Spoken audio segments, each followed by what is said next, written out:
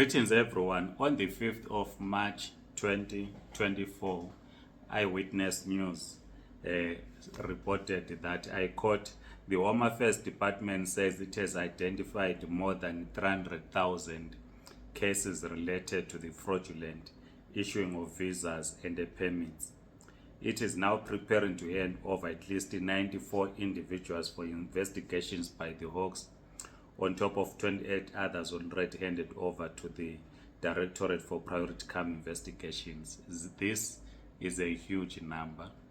If 300,000 permits or visas are said to be fraudulent, it is quite a big number. Remember that the department has been launching an investigation into the issuing of visas, permits, permanent residence permits and other documents by the Department of Home Affairs for a period of about 10 years.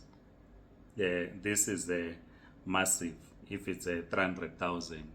This has also brought, we're not sure if it is linked, but it has also brought what the Sunday World was reporting over the weekend on the 11th of or what it reported on the 11th of March 2024. The Sunday World says the CFO of Northwest Development Corporation, Kudampofu, is fighting tooth and nail to stop the Department of Home Affairs from deporting him to Zimbabwe after allegations that he fraudulently obtained his permanent residence permit in South Africa. It continues, says Mpofu has filed the papers in the High Court of Pretoria to force Home Affairs Minister Aaron Mtswalet and his Director General Tommy Makonde to declare his residence documents valid. So it's an ongoing case on Kudampofu. Like I said, that Eyewitness News says investigations over 300,000, or Home Affairs informed the Parliament that over 300,000 visas permits are fraudulent, and Mr. Mpofu is fighting a case in the court, being questioned on how he obtained his permanent residence. It says here, Mpofu has since taken the matter back to court due to be heard on May 9, in which he argued that Mtswalet and Makonde were in contempt of court by insisting on wanting to deport him. He has also applied for a declaratory order to force the Jew to comply with the court order.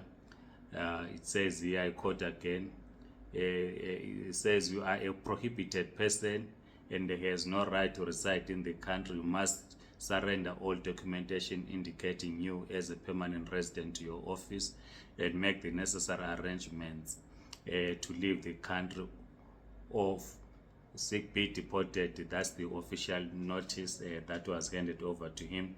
But according to this article, Mr. Mpofu disagreed. He says, in court papers prepared for the upcoming hearing, Mpofu submitted that Mtswalet and Makonde did not oppose the June 2023 court application, even though they were properly served with all the relevant papers.